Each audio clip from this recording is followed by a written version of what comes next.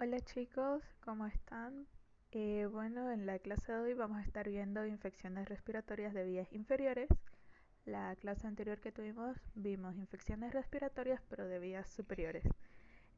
Como siempre, la guía tenganla al lado, vayan corrigiendo el cuestionario, vean si es que tienen dudas, estas dudas me las pueden hacer llegar, saben que no hay problema y bueno, comencemos. Los objetivos que tenemos para este tema van a ser identificar los microorganismos de la flora normal de las vías aéreas inferiores, identificar los microorganismos patógenos productores de infecciones respiratorias, conocer las condiciones de tomas de muestras de la secreción bronquial, el esputo, e interpretar los informes de laboratorio y los casos clínicos que se presentan. Entonces, ya en la anterior clase habíamos hablado un poquito de este vistazo de la parte anatómica de las vías respiratorias y lo que vimos fue las vías aéreas superiores, en las que las infecciones más comunes eran la otitis, laringitis, faringitis sobre todo. Nuestra clase se enfocó en el tema de la faringitis, epiglotitis, sinusitis, la difteria, igual tuvimos un caso de difteria, ¿no? Eh, En esta clase vamos a estar viendo el cuadro de la derecha, que son las infecciones del tracto respiratorio inferior. Estas van a ser todas las infecciones que abarquen desde la tráquea hasta los sacos alveolares en el parénquima pulmonar. Eh, Aquí las infecciones más frecuentes van a ser la neumonía, la bronquitis, la traqueitis y la bronquiolitis. Vamos a estar haciendo énfasis en lo que son las neumonías. Así que esa va a ser nuestra clase, neumonías. Creo que este es es un término que no se los di en la anterior clase, es que es una infección. Esto ya lo vieron en lo que fue relación huésped-bacteria en la parte teórica con la doctora. Y, y bueno, infección es la entrada, el establecimiento y multiplicación de las bacterias en la superficie o en el interior del cuerpo. Es un término que tienen que tenerlo bastante claro. Y acuérdense que, por ejemplo, en la colonización sucede que nosotros tenemos bacterias en la superficie del cuerpo, ¿no? Las bacterias comensales, estas están colonizando nuestras superficies, pero solamente están ahí, se encuentran establecidas, no nos causan enfermedades, no hay desarrollo de anticuerpos ni de síntomas. En cambio, en las infecciones sí hay una respuesta inmune y también hay presencia de signos y síntomas clínicos. Ahora, veamos. Nos dice que las infecciones del tracto respiratorio inferior son de las más frecuentes en nuestro medio y estas pueden ser tanto adquiridas en el ambiente comunitario como en el medio nosocomial. Aquí les puse unos dibujitos. Tenemos nuestra imagen de la comunidad y tenemos esa bacteria que está, no sé, la podemos ver un poquito más amigable en comparación a nuestros dibujos de abajo, que son el hospital y esa bacteria mucho más, que tiene un aspecto más malvado. ¿A qué quiero llegar con esto? Ya les había dicho cuando vimos la resistencia bacteriana que una exposición continua a antibióticos, un mal uso de estos también, nos pueden llevar a que las bacterias generen resistencia, a que los antibióticos no sean útiles contra ellas. Y bueno, cuando hablamos de que una bacteria es adquirida en la comunidad, es que estas son bacterias que se encuentran en nuestro ambiente y si son capaces de pasar a través de todas nuestras barreras de protección, eh, claro, van a generar una infección. Pero esta infección, en la mayoría de los casos, van a ser infecciones mmm, sencillas de tratar. Pero esto no sucede así en los hospitales. Dentro de los hospitales tenemos, ya les había comentado, pacientes que están en la unidad de terapia intensiva, pacientes con enfermedades crónicas, enfermedades degenerativas. Y estos pacientes tienen un sistema inmune bastante débil. Eso, sumado a que las bacterias en estos lugares ya tienen resistencia, ya se han acostumbrado al contacto con los antibióticos, nos va a dar infecciones mucho más complicadas de tratar, en la que vamos a tener que hacer uso de antibióticos más fuertes, vamos a tener que hacer uso quizás no de la monoterapia, que es la administración de un solo antibiótico, sino del sinergismo, que es cuando a la persona la estás tratando con dos o más familias de antibióticos para aumentar el poder contra las bacterias. Así que son cuadros infecciosos mucho más complicados, más graves, pueden ser fatales. Y, y es eso lo que les quise poner con estos dibujos, que por ejemplo en la comunidad vamos a tener esa bacteria que se ve un poco más tontita, no sé, más amigable, no sé cómo ponérselos, pero la del hospital es directamente así, mala, malvada. No, no creo que nadie quiera acercarse a ella. Ahora, para la clasificación de las infecciones hay distintas maneras de poder hacerlo. Eh, Principalmente vamos a tener dos tipos de clasificaciones. Uno va a ser según la clase del microorganismos, es decir, su etiología, y luego según su especificidad. También hay una clasificación mediante lo que es la localización. Así que según el agente causal vamos a estar distinguiendo a infecciones bacterianas.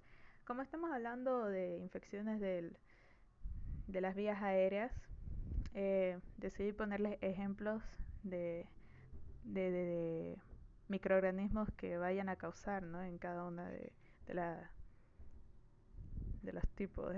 Por ejemplo, en las bacterianas les puse un neumococo o Streptococcus pneumoniae, que va a ser el principal causante de las neumonías bacterianas. Luego están las infecciones virales, por ejemplo el virus de la gripe. La gripe o virus de la influenza se puede complicar con una neumonía, que puede ser inclusive mortal. Eh, Luego están las parasitarias, por ejemplo en pacientes inmunodeprimidos, el Strongyloides estercolaris puede causar neumonías. Y luego también hay infecciones fúngicas, como ser la histoplasmosis o la paracocciomicosis.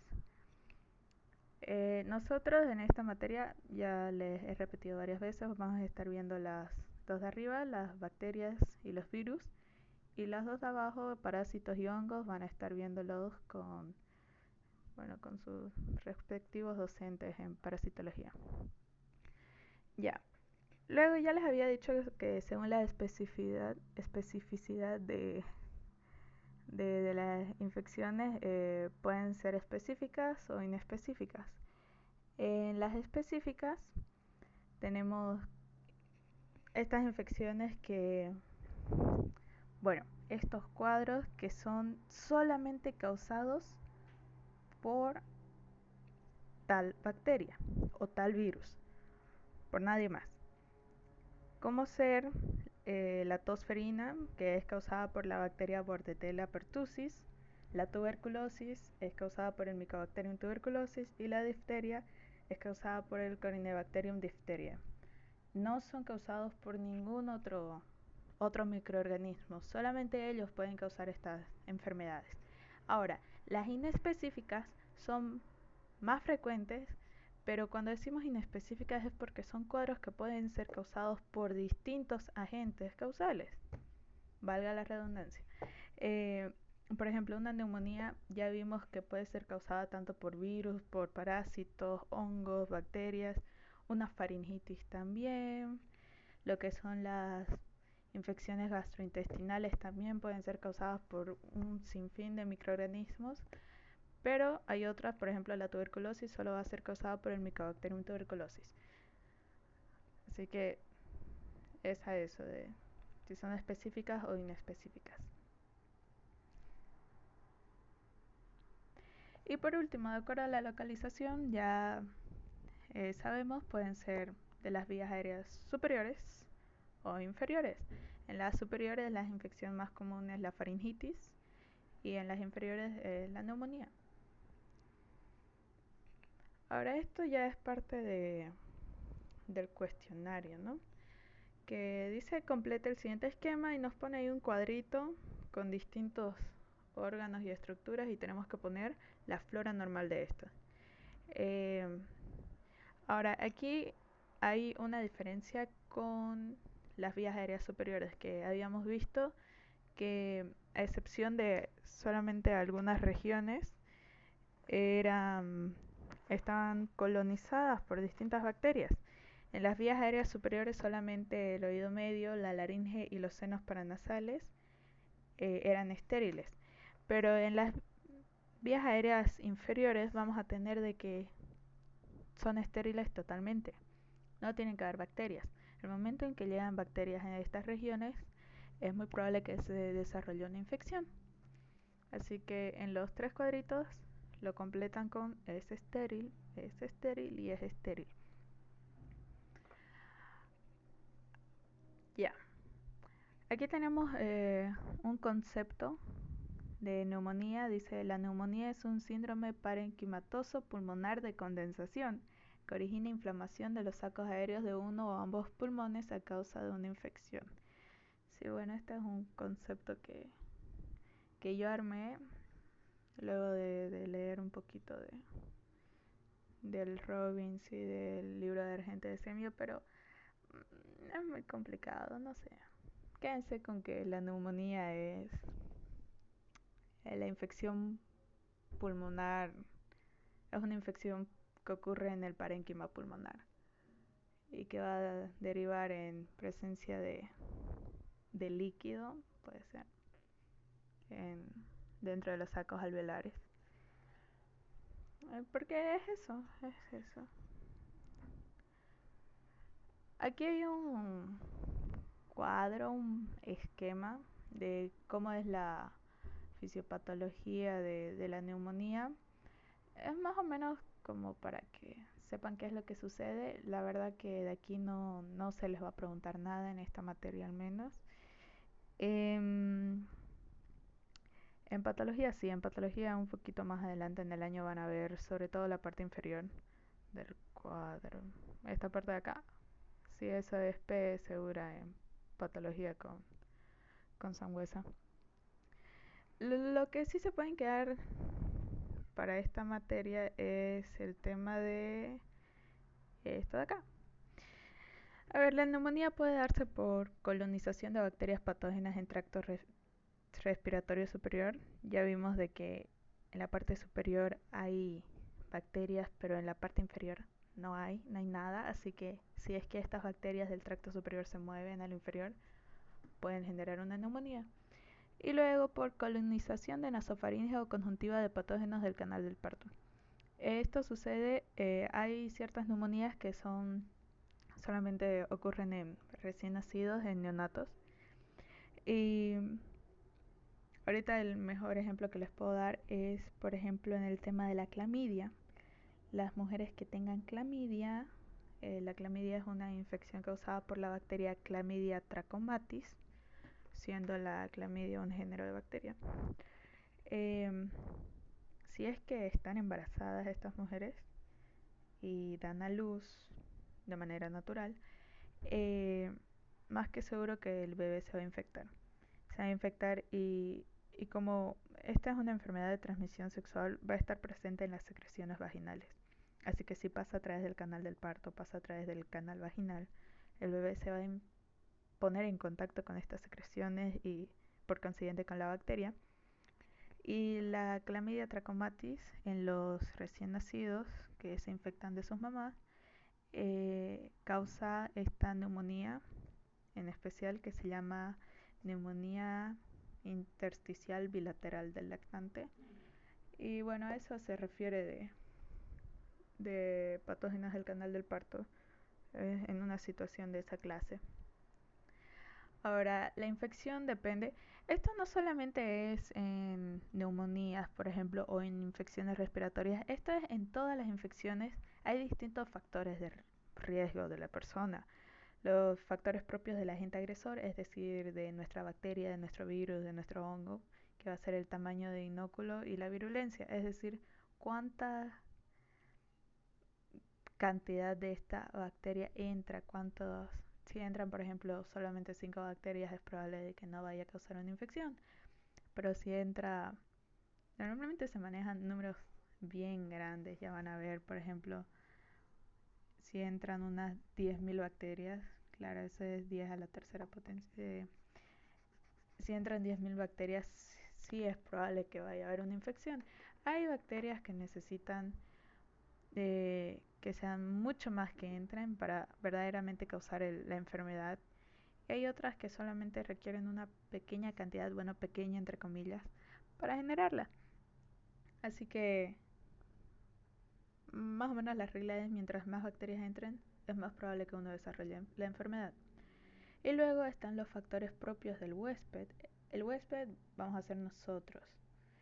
La bacteria va a llegar y en nosotros se va a producir una enfermedad.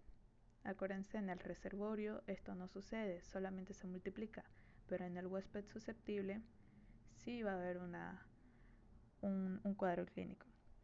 Bueno, los factores de la persona que puede decidir si es que se desarrolla una enfermedad o no es indemnidad de mecanismos defensivos, es estado nutricional y estado inmunológico.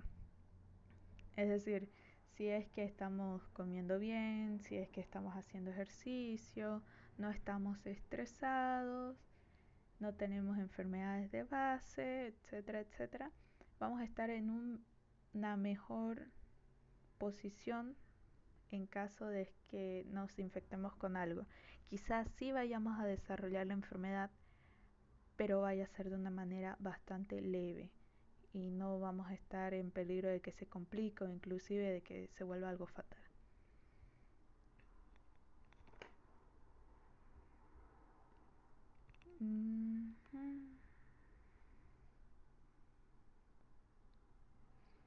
Ya, luego de todos estos, de que por ejemplo ya nos hayamos contagiado, la, las bacterias hayan entrado por nuestro tracto respiratorio primero superior, luego pasa al inferior y sea una gran cantidad de bacterias y no sé, digamos que hayamos estado desnutridos o hayamos estado súper estresados por nuestros parciales y no sé, nos haya ido mal, esto va a comprometer el sistema inmunitario. Así que no vamos a estar en un buen momento para enfrentar a una infección. Y, ojo, cuando hablamos de desnutrición no solamente se hagan la idea de que son personas flaquitas o qué sé yo. No, no, no. Si es que ustedes comen mal, en general si comen puras cosas fritas, comen cosas llenas de grasa, puros dulces, no le están haciendo algo bueno a su cuerpo. Pueden estar inclusive desnutridos y estar en su peso ideal, digamos. Bueno, una vez superados todo esto, eh, las bacterias van a llegar a los sacos alveolares, van a interactuar con lo que son macrófagos, neutrófilos y bueno, se va a generar una respuesta inmune, etcétera, etcétera. Ya eso lo dejo para otro momento, pero más o menos esa es la idea de qué es lo que sucede para que sean infectados de algo, no solamente de infecciones respiratorias, sino en general. Y perdón si me salgo mucho del tema, la verdad que lo siento, pero ya, sigamos. Este es un cuadro que ustedes tienen en su guía. Creo que no hace falta leerlo totalmente, pero bueno, hagamos un repaso un poquito rápido. Eh, Hay distintos tipos de neumonías, se manejan que hay neumonías agudas, crónicas, neumonías aspirativas y hay una clasificación especial para las neumonías que se desarrollan en pacientes inmunocomprometidos. En esta diapo de acá tenemos a las neumonías agudas, que hay dos tipos de neumonías agudas. Tenemos las extrahospitalarias o de la comunidad, ya les había dicho que estas son las que uno puede adquirir en el ambiente, en sus casas, cuando salen al mercado, etcétera. Si se ponen en contacto con una buena carga bacteriana y entra a su cuerpo, es probable que las desarrollen. Y también están las neumonías agudas intrahospitalarias. Estas son neumonías que se van a desarrollar en pacientes que están internados en los hospitales y tienden a ser un poco más complicadas. Dentro de las neumonías adquiridas en la comunidad, o NAC, o extrahospitalarias, están las neumonías agudas típicas y las atípicas. Las agudas típicas tenemos dos agentes etiológicos que son los más comunes, que son el Streptococcus pneumoniae o neumococo y el Haemophilus influenzae. Así que tenemos a un gram positivo y un gram negativo responsable de neumonías agudas típicas. Ahora, en personas ancianas, diabéticas o alcohólicas tenemos otra lista también de posibles agentes causales. Y esto es porque estas personas tienen factores predisponentes a, a sufrir una infección, ya que estos factores le están disminuyendo lo que es, por ejemplo, el estado nutricional, lo que es la competencia del sistema inmunitario. Son personas que están eh, epidemiológicamente siempre son el grupo de riesgo, así lo llaman. Y cuando ustedes piensen en factores de riesgo epidemiológicos, piensen en los extremos de la vida, es decir, en bebés, en ancianos, piensen en lo que son enfermedades crónicas, por ejemplo aquí tenemos diabetes, si es que hay adicciones, el alcoholismo, tabaquismo en este caso, estamos hablando de enfermedades pulmonares, eh, en el trabajo también del paciente, por ejemplo, las neumonías en los mineros, sí o sí va a ser un grupo de riesgo cuando hablamos de neumonías y bueno. Aquí tenemos, por ejemplo, el Staphylococcus aureus, Klebsiella pneumoniae, Pseudomonas aeruginosa, etcétera, etcétera. Y en las neumonías agudas atípicas está lo que es la Chlamydia pneumoniae, el Mycoplasma pneumoniae. Este es el agente causal más común de neumonías atípicas. Acuérdense. ¿Cuál es la diferencia entre la neumonía aguda típica y la típica? La típica va a desarrollarse con algo que se llama triada de la neumonía, que va a ser fiebre, tos con expectoración y dolor en punta de costado. Ahora, las neumonías atípicas no tienen estos mismos síntomas. Va, va a cursar con una tos seca, sin expectoración, va a haber dolor de cuerpo, va a haber la faringe va a estar hiperémica, va a estar roja, rojiza y la fiebre va a ser muy muy muy leve, inclusive puede que estemos hablando de una febrícula. Luego en las neumonías agudas intrahospitalarias, estas se dan más o menos al segundo o tercer día de que el paciente fue admitido en internación en un hospital y puede darse tanto por bacilos gram negativos como positivos. En los negativos, aquí en Santa Cruz me habían dicho que la más común es la Pseudomonas aeruginosa. Y sobre todo en el hospital japonés, si no me acuerdo. Luego está el género Acinetobacter, que si no estoy mal en el San Juan de Dios, creo que es el causante de estas neumonías agudas intrahospitalarias. Bueno, sigamos. También existen neumonías crónicas, es decir, son neumonías que se alargan mayores de 3 semanas. Si el cuadro neumónico dura más de 3 semanas, ya estamos hablando de una neumonía crónica y puede durar 6 meses o inclusive más. Por ejemplo, aquí estamos hablando de una tuberculosis o de micosis pulmonares. Eh, Acuérdense, tuberculosis causada por el Mycobacterium tuberculosis. Y cuando hablamos de micosis, estamos hablando de infecciones fúngicas, es decir, hongos. Está, por ejemplo, el Cryptococcus neoformans. Este también tengo que hacer notar que es el principal causante de meningitis en pacientes PBBS, pacientes que viven con el virus del SIDA. Y luego está el Histoplasma capsulatum y el Coccidioides immitis. Estas llegan a ser infecciones sistémicas. No solamente hay neumonía, sino en todo el cuerpo pueden haber problemas. Y luego están también otros, nocardia y actinomyces. especies de actinomyces. Estos, si no me equivoco, también son otros hongos. Y creo que de la actinomyces es que derivan los aminoglucósidos. Bueno, también tenemos neumonías aspirativas, que la neumonía por aspiración, aquí nos dice, es una infección pulmonar causada por la inhalación de secreciones de la boca, el contenido del estómago o ambas cosas.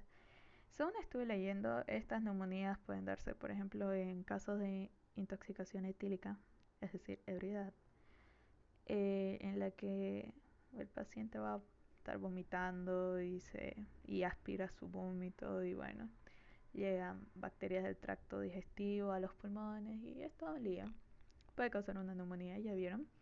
Puede ser extra o intrahospitalaria y los agentes etiológicos pertenecen a la flora aerobia. Eh, si no me equivoco, también puede ser causado de manera iatrogénica. Creo que esta es la manera más común, es decir, causada por,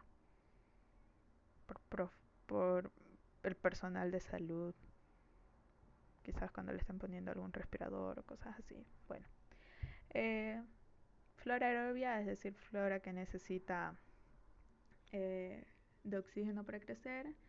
Entre ellos está el Staphylococcus aureus, el viridans o Bacillus gram negativos. Y también está flora anaerobia, como el Fusobacterium, Bacteroides spp y Peptos streptococcus. Yeah. Ahora, luego están las neumonías que se dan en pacientes inmunocomprometidos. Ya les había dicho que cuando hablamos de personas inmunocomprometidas siempre pensemos en los grupos de riesgos. Aquí tenemos, por ejemplo, ese niñito con su abuelita, ¿no? Y también aquí les puse unos cuantos listoncitos. Tenemos el que es de eh, conciencia sobre el SIDA. Tenemos también, ese verdecito es de las donaciones de órganos, de los donantes y personas que han recibido órganos. Y luego el rosadito que es del cáncer de mama, pero haciendo alusión al cáncer general. Pero creo que es el que más fácil se ubica. Eh, Así que en pacientes inmunocomprometidos hay dos maneras en las que se pueden dar estas neumonías. Puede ser por alteración de la inmunidad humoral y neutropenia. Cuando hablamos de neutropenia es una disminución en el conteo de neutrófilos y la inmunidad humoral es la de los anticuerpos. Y cuando hay alteraciones de estos podemos estar pensando en Streptococcus pneumoniae, Haemophilus influenzae, Moraxella catarrhalis. Son eh, Dense cuenta de que estos también son agentes causales de las NAC, de las neumonías adquiridas en la comunidad. Y luego están los casos de alteración de la inmunidad celular. Y estos pueden darse en trasplantados o infecciones por VIH, que ya son micobacterias, hongos, parásitos, virus. Cuando hablamos de micobacterias, tengo que decirles que las personas con VIH desarrollan tuberculosis así increíble. Eh,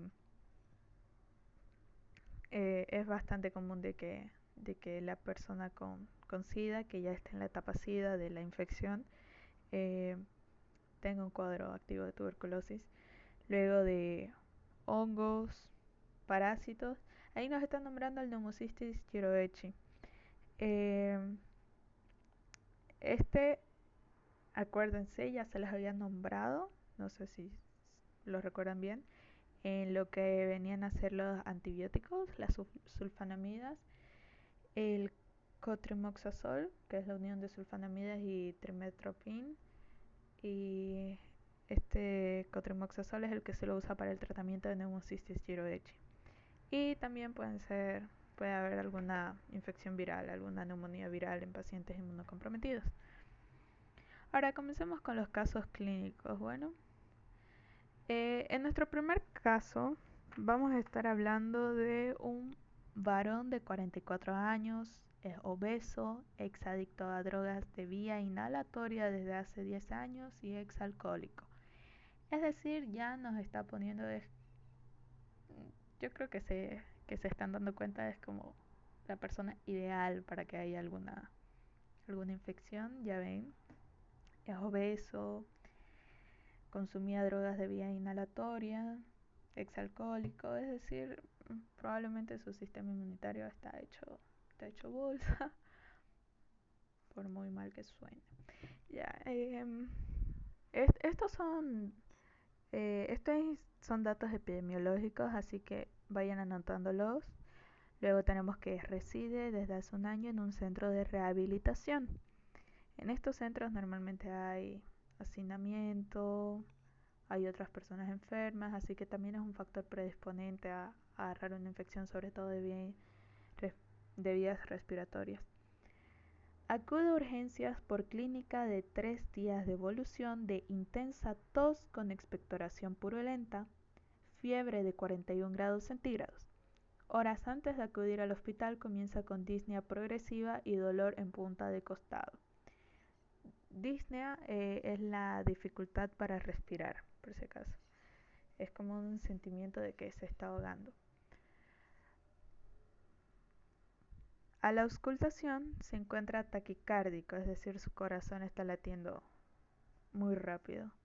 Se inicia antibioterapia empírica con cefotaxima y levofloxacino de 500 miligramos vía intravenosa cada 12 horas, con el objetivo de cubrir los microorganismos más frecuentes causantes de neumonía de adquisición comunitaria. ¿Cuáles son estos? Son el Streptococcus pneumoniae y el Haemophilus influenzae, es decir, un gram positivo y un gram negativo. Por eso estamos usando una cefalosporina de tercera generación, que es un beta-lactámico, y una quinolona. Así cubrimos estos dos. Pero, ¿por qué es que habla de cubrir a los microorganismos más frecuentes causantes de neumonías de adquisición comunitaria? Porque ahí ya nos está dando la triada de la neumonía. Nos dice que hay tos con expectoración, hay fiebre y hay dolor en punta de costado. Es decir, nosotros sí o sí estamos pensando en una infección pulmonar. Así que ya con eso estamos como que yendo a tratar a esta persona de manera empírica, pero sí es una decisión acertada. De todas maneras, siempre hay que pedir nuestro análisis bacteriológico. Luego dice, en la radiografía de tórax inicial se aprecia un infiltrado pulmonar alveolar. Es decir, este es un término radiológico que nos quiere decir que hay presencia de un líquido purulento, denso en los pulmones. Ahora, en esta radiografía, véanla, en las radiografías lo que se ve es el contraste de las estructuras del cuerpo. Los huesos se van a ver mucho más sólidos que lo que es el tema de la grasa, líquidos, etc. Hay distintas densidades. El aire se ve negro. Ahora, nuestros pulmones siempre tienen aire. Así que en la radiografía deberían verse negros. Pero sucede que en esta radiografía eso no es cierto, porque no los estamos viendo totalmente negros. Fíjense acá, claro, ahí está nuestro corazón, ven ahí están las clavículas, las costillas. Ahora fíjense acá, vean a la derecha y a la izquierda. En lo que vendría a ser nuestro pulmón izquierdo, que es esto de acá, vamos a estar viendo de que hay una parte condensada que está mucho más blanca que el resto. Esto es el infiltrado pulmonar alveolar. Es líquido. Este es el líquido de los pulmones que bueno, va a ser producido por el proceso inflamatorio que hay dentro de los sacos alveolares. Porque del otro lado tenemos que solo hay aire. Esa es otra característica de la neumonía. La neumonía, lo más común es que solo se desarrolle en un lóbulo de los pulmones y no en todo o no en ambos lados. Puede ser bilateral, pero normalmente va a ser solamente de un lado y solo un lóbulo. Así que esa es otra manera de que ustedes pueden confirmar de que es una neumonía, es líquido, no sé, y no es, por ejemplo, un tumor. Bueno, eso ya es exagerando, pero ya.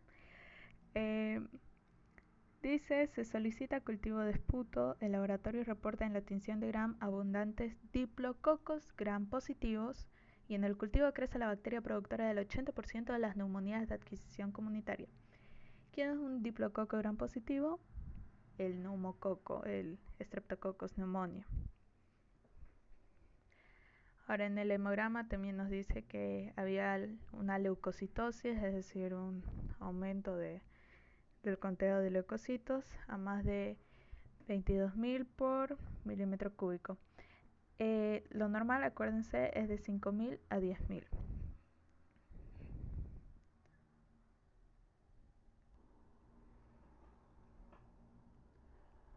Ahora, aquí les puse una diapo que es para que se acuerden de lo que es la triada de la neumonía típica, que es la fiebre, la tos con expectoración y el dolor en punta del costado. Siempre que ustedes se acuerden de esto, se van a acordar de que se van a dar cuenta que es una neumonía de lo que están hablando, una neumonía típica. Y bueno, aquí tenemos ya lo que es el glosario, que bueno, astenia es la debilidad o fatiga general que dificulta la realización de tareas cotidianas, es decir, el paciente está cansado, no tiene ganas de nada, quiere estar echadito y así. La adinamia es algo similar, es la ausencia total de fuerza física, lo cual es síntoma de algunas enfermedades graves. Es decir, en la adinamia ya el paciente no puede hacer nada, no se puede levantar, por más que quiera no puede. En cambio en la astenia todavía puede hacerlo, pero así cansadito, lentito. Expectoración purulenta, ¿qué es? Es secreción pulmonar que es fluida, opaca, de color amarillo verdoso. Es resultado de un infiltrado alveolar. La fiebre es el aumento temporal de la temperatura corporal. Cuando hablamos de fiebre podemos estar hablando de entre los 38 y los 40, podemos tirar hasta 40 grados centígrados. Luego, la disnea es la dificultad en la respiración, taquicardia es el aumento de la frecuencia cardíaca, la antibioterapia empírica es el tratamiento antibiótico en base a la experiencia del médico, lo que es NAC, neumonía adquirida en la comunidad, hemograma es el análisis cuantitativo y cualitativo de los elementos formes de la sangre. Normalmente lo llaman no análisis de sangre solamente, pero nosotros ya usando terminología, hemograma. La leucocitosis es el aumento del conteo de leucocitos en la sangre por encima de lo normal. El infiltrado pulmonar es la presencia de líquido en los sacos alveolares. Adenomegalia, cuando nos referimos a esto, hablamos de aumento del tamaño de los ganglios linfáticos. Y los estertores son sonidos anormales causados por el paso turbulento del aire por las vías aéreas inferiores. Esto es lo que les decía, que parecía como si tomaras un mechón de pelo y no sé, lo estrujaras al lado de tu oído, lo frotaras entre ellos, ¿sí? Dice que suena así, no tengo idea la verdad. Pero bueno, eso dice el doctor Terraza. En lo que se refiere a leucocitosis, aquí puedo mencionarles un tantito más lo que es el desvío a la derecha, a la izquierda, perdón. Sí, a la izquierda. En las infecciones agudas, sobre todo las bacterianas, saben que son los polimorfos nucleares los cuales están actuando. Y sucede que cuando son infecciones muy fuertes, y son cuadros súper agudos, pongámosle, que se desarrollan bastante rápido. Eh, no solamente vamos a estar haciendo conteo de neutrófilos, sino también vamos a estar haciendo conteo de algo llamado callados, que son solamente neutrófilos inmaduros. ¿Se acuerdan, no? Que el neutrófilo tiende a tener como que hay sus núcleos superdivididos. Eh, los callados parece como si tuvieran unos audífonos, por así decirlo, no sé. Voy a buscarles fotos y mandarles. Y no son nada más que neutrófilos inmaduros, porque pongamos que la infección es una guerra y ustedes saben que cuando ya la guerra avanza mucho y hay muchas muertes, quienes comienzan a ir a ella, los peladitos, los pelados, jóvenes, quizás siguen en el colegio. Y estos son los callados, son neutrófilos inmaduros, neutrófilos bebés, no sé. Y es muy seguro que en este caso clínico de acá, por la cantidad de leucocitos que había, hayamos tenido presencia de callados. Bueno, ya completamos los datos.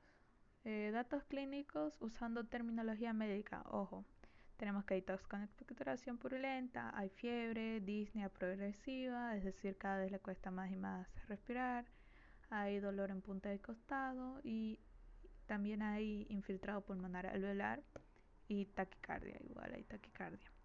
En los datos del laboratorio, el hemograma nos dio de que habían 22.000 leucocitos por milímetro cúbico de sangre y la tinción de Gram nos informa de que había presencia de diplococos gram positivos.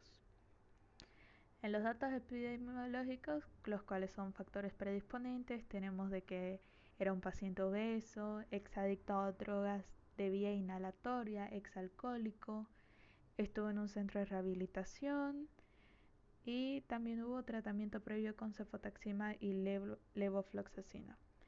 En los análisis, ¿qué análisis debo solicitar en este caso? Voy a pedir un cultivo de esputo, ¿cierto? ¿Cuál es mi diagnóstico presuntivo? Ya habíamos dicho que este paciente tiene la triada de las neumonías típicas agudas, tiene también factores predisponentes, así que eso es lo que yo llego a pensar, que es una neumonía aguda. Y además que la radiografía también nos da de que hay un infiltrado pulmonar alveolar, así que sí puedo pensar que es una neumonía. En la toma de muestra, la muestra que estamos tomando es esputo porque vamos a hacer un cultivo de este. ¿Cuáles son las condiciones para la toma de esputo? Al igual que en el tema del hisopado faríngeo, no debo haber consumido antibióticos 48 horas antes, porque esto quizás nos vaya a arrojar con seguridad un resultado laboratorial equivocado, quizás nos diga que no hay una infección, pero al final se halla. Luego, ayuno y no cepillado de dientes. ¿Por qué? Porque queremos tener la muestra como que lo más intacta posible. Y también, bueno, con el no cepillado de dientes está el tema de que la muestra debe ser tomada mucho mejor a primera hora de la mañana y también evitar el uso de enjuagues bucales bactericidas. Esto fue llevado a que hagan cultivo, no sé, se hizo tinción, etc. Nuestro diagnóstico final es una neumonía aguda típica causada por el Streptococcus pneumoniae, que este es un diplococo gram positivo. ¿Cuál es la transmisión de esta infección? Es por las gotitas de fluye o gotitas de saliva, aerosol, no sé, tiene distintos nombres. Y la vía de transmisión es vía aérea. Y miren, aquí nos pone igual un cuadrito, ¿no? Para que pongamos la triada de la neumonía. Esto ya lo saben. Fiebre, tos con expectoración y dolor en punta de costado. Luego tenemos aquí nuestro cuadro para rellenar de qué es lo que sería nuestro informe final del laboratorio. Muestra, y si tomamos una muestra de esputo, se hizo un cultivo con ella y vamos a ver en el examen directo un alto número de leucocitos porque ya vimos de que lo normal es entre 5.000 y 10.000. Este paciente tenía 22.000 por milímetro cúbico de sangre, o sea, impresionante la cantidad de leucocitos. Quizás haya tenido 30, 40, quizás más número de leucocitos por campo microscópico.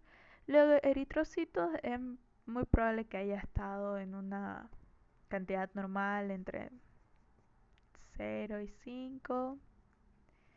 Muy segura que estuvo menor a 5 por campo microscópico porque no, en ningún momento se habla de alguna hemorragia o algo así. Y células epiteliales escasas. Nuestra muestra fue bien tomada y se la manipuló de manera correcta. Tinción de Gram nos dijo que eran diplococos gram positivos y no había presencia de bacilos ácido alcohol resistentes.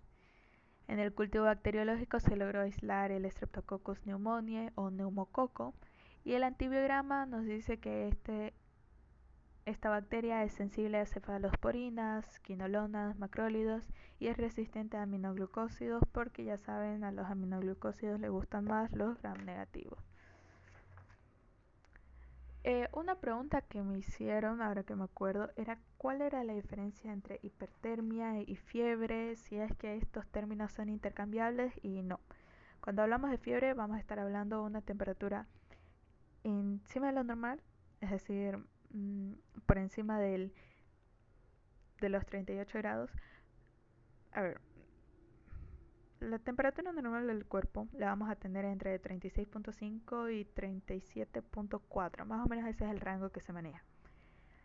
Ahora, cuando sube un poquito más de este 37.4, vamos a decir un 37.5, .6, .7, vamos a estar hablando de lo que se llama febrícula. Es un aumento de temperatura pero muy ligero, no compromete nada, por así decirlo. Cuando sube un poquito más, ya hablemos de mayor a 38 grados, aquí estamos hablando de fiebre, hasta eso de los 40. Ahora, la hipertermia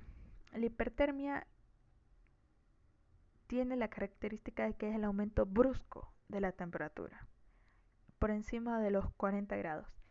Sin embargo, la fiebre es un aumento progresivo y usualmente la hipertermia es dada por factores externos. ¿Entienden? Por ejemplo, un golpe de calor. Eso. Así que la fiebre es un proceso progresivo, va aumentando de a poco, pero la hipertermia es algo que viene de golpe. Ahora, el segundo caso clínico nos dice que es un varón de 19 años de edad, universitario, así como nosotros. Dice que no fuma y tampoco consume drogas. ¿Ok? Inició su padecimiento 3 días previos a la consulta con fiebre de 38.9 grados centígrados, acceso de tos seca, ojo, hiporexia. Hiporexia es falta de apetito, un apetito disminuido.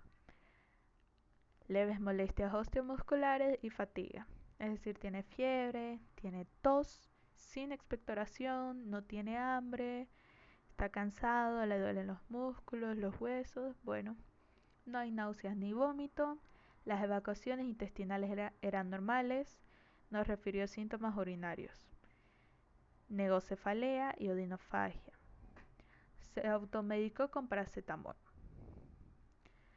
Sí, tiene sentido porque paracetamol quizás estemos aquí viendo, no sé, es similar a un caso de dengue, puede ser, así que sí, paracetamol. Normalmente también es lo que la gente tiene en casa. A la exploración física se observó temperatura de 38.3, frecuencia cardíaca de 119 latidos por minuto. Está un poquito aumentada, ¿cierto? Lo normal tenemos de 60 a 100, está un poquito aumentada. Frecuencia respiratoria de 18 por minuto, que aquí no está dentro de lo normal. Lo normal de la frecuencia respiratoria tenemos que es alrededor de 12 a 20 más o menos, hasta eso se maneja. Presión arterial 123/73, lo normal es 120/80, así que está regular, ¿no? Peso corporal 47.5 kilogramos. Esto está muy bajo. Dense en cuenta, es un varón de 19 años, universitario, y pesa 47.5 kilogramos. Está un poquito por debajo de lo normal quizás, o de lo que esperaríamos en un paciente de esa edad. Y bueno, el paciente estaba consciente, tranquilo, es decir, la conciencia no está nada alterada, eso es una buena noticia. Tenía hiperemia faríngea sin secreciones, es decir, la garganta estaba bien roja. No se observan adenomegalias en ninguna zona. Los campos pulmonares sin estertores, sibilancias o datos de sospecha de condensación pulmonar. Bueno, luego se estableció el diagnóstico de faringitis y se inició tratamiento con antibiótico beta-lactámico, amoxicilina 850 mg cada 12 horas vía oral. Después de 72 horas de tratamiento y ante la falta de respuesta al mismo, persistencia de exceso de tos no productiva y fiebre, se solicitaron estudios paraclínicos y radiografía posterior anterior de tórax. Los resultados del laboratorio nos dicen, el hemograma nos indica que hay 19.3 gramos decilitro de hemoglobina, está bien. Hematocrito de 47, sí, está bien. Leucocitos 6590, eso está perfecto. Acuérdense, lo normal de leucocitos es 5000 a 10000. Neutrófilos segmentados 71%. Aquí ya está, esto ya está un poquito alto, porque los neutrófilos normalmente estamos manejando que son entre el 55 y el 65% de los leucocitos. Así que este está un poquito altito. Ahí ya podemos estar pensando quizás en que hay alguna infección bacteriana de la que no nos estemos dando cuenta. Eosinófilos 1%, normal. Monocitos 5%, linfocitos 22%. Bueno, plaquetas 281.000. Eso también está bien porque nosotros manejamos que van de 150 a 450.000, así que está normal. Examen general de orina, normal. Ya, aquí dice, ¿no?, que se estableció el diagnóstico de faringitis. ¿Por qué? Por el tema de la fiebre, de esa hiporexia, de esa hiperemia faríngea sin secreciones. Sí, pudo haber sido una faringitis, sobre todo por el tema de la hiperemia faríngea, de que esté bastante rojiza, y la fiebre, sí. Lo que sí es que no, no, en ningún momento no habla de que hay placas blanquecinas, hay esos puntitos blancos en la faringe, así que quizás ahí medio que no nos convence que hayan dicho que era una faringitis, pero bueno. Veamos, datos clínicos, ¿no? Nos dicen que hay fiebre, hay tos seca, hay hiporexia, hay molestias osteomusculares, fatiga. Luego ahí tenemos los datos de la frecuencia cardíaca, respiratoria, la presión arterial, el peso corporal, el estado de conciencia y la hiperemia faríngea sin secreciones. Todos los datos que nos den tenemos que anotarlos, sí o sí, porque eh, ya dijimos que esto era para llegar más fácilmente a nuestro diagnóstico, ¿no? En los datos laboratoriales tenemos ahí los resultados del hemograma, tanto de la concentración de hemoglobina, el hematocrito, los leucocitos, neutrófilos, linfocitos. Bueno, datos epidemiológicos, tenemos que es un varón de 19 años, tiene bajo peso, es decir, está desnutrido, quizás no tenga un buen sistema inmunitario a causa de esto, ¿no? Y hubo automedicación con paracetamol. ¿Cuál fue el diagnóstico presuntivo al que llegaron los médicos que lo atendieron? Faringitis. Ahora, también nos dice que con base en el cuadro clínico y su evolución, además de los hallazgos de laboratorio y radiológicos que mostraron zona de infiltrado basal izquierdo, es decir, en el pulmón izquierdo había una condensación, estaba ahí una mancha blanca que nos indica que hay presencia de líquido. Y eso es lo que sucede, cierto, en las neumonías. Con esto se estableció el diagnóstico de neumonía atípica. ¿Por qué atípica? Porque no está presentando los mismos síntomas que lo que vendría a ser la triada de la neumonía típica. ¿Se acuerdan que había fiebre, tos con expectoración y dolor en punta de costado? Bueno, él no tenía tos con expectoración, no tenía dolor en punta de costado, o sea, ese dolor torácico ni nada. Quizás la fiebre, pero bueno. Con todo esto se cambió el esquema antibiótico a moxifloxacino, una quinolona, 400 miligramos cada 24 horas, con una respuesta clínica satisfactoria a las 48 horas, con tratamiento de duración de 10 días y alivio total del cuadro clínico. Es decir, con esto ya despachamos el cuadro, todo perfecto más bien, ¿cierto? Ahora, ¿por qué el paciente no respondió al tratamiento con el antibiótico betalactámico, con la amoxicilina? Porque el germen más común causante de neumonías atípicas es el Mycoplasma pneumoniae. Esta bacteria no posee pared celular, lo cual le confiere resistencia natural hacia los betalactámicos. Acuérdense que los betalactámicos actúan sobre la pared celular al inhibir la síntesis de esta misma. Y este género de bacterias Mycoplasma no posee pared celular, así que administrar un betalactámico no tiene sentido. Pasa lo mismo el otro agente causal, la clamidia pneumoniae. Las clamidias tienen una pared celular muy delgada o no tienen pared celular. Y así que el administrar betalactámicos tampoco les va a servir a esta clase de infecciones porque no tiene uso, ya que no hay el sitio de acción donde actúe el medicamento. Este no va a generar su mecanismo, no va a hacer nada.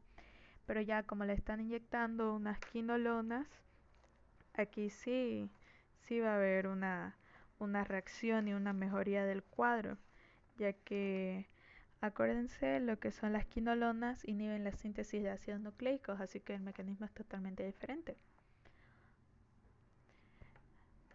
Ahora tenemos que ver las diferencias entre la neumonía típica y la típica. La neumonía típica, ya vimos que hay fiebre, hay tos con expectoración, hay dolor en punta de costado. En cambio, en una típica, lo normal es que solamente hayan febrículas. Normalmente las neumonías atípicas tienden a ser cuadros un poquito más leves. Pero recuerden, no todo en medicina no existe el 2 más 2 es 4, siempre hay diferencias. Pero bueno, puede ser una fiebre leve, una febrícula. La tos es seca, es una tos sin expectoración. ¿Por qué hay hiperemia faríngea?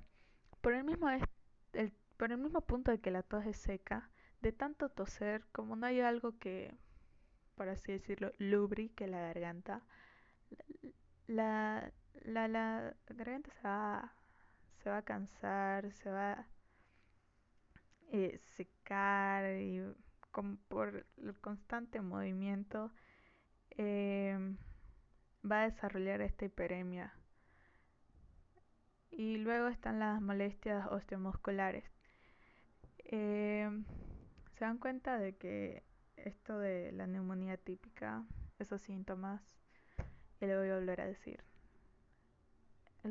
son del coronavirus, del COVID-19. Sí, el coronavirus causa una neumonía atípica, ya que es una tos seca, sí hay fiebre, hay molestias osteomusculares, bueno. Ahora, los agentes etiológicos de las neumonías típicas son el Streptococcus pneumoniae y el Haemophilus influenzae. Esos dos sobre todo son los más comunes, sobre todo el neumococo. Ya vimos que es causante del 80% de las neumonías adquiridas en la comunidad.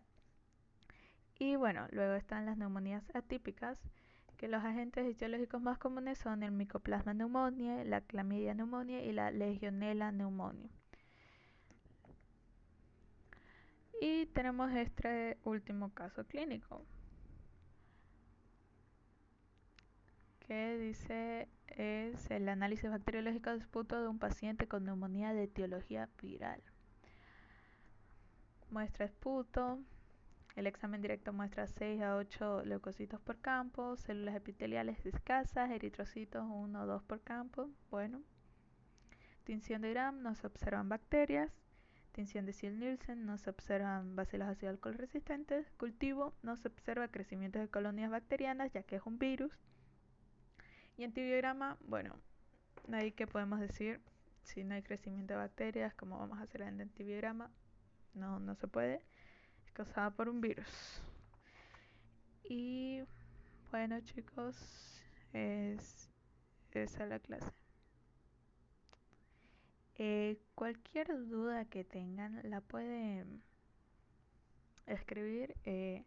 Vayan haciendo su guía, vayan estudiando, no solo, no solo para lo que es la parte práctica, sino también la teoría.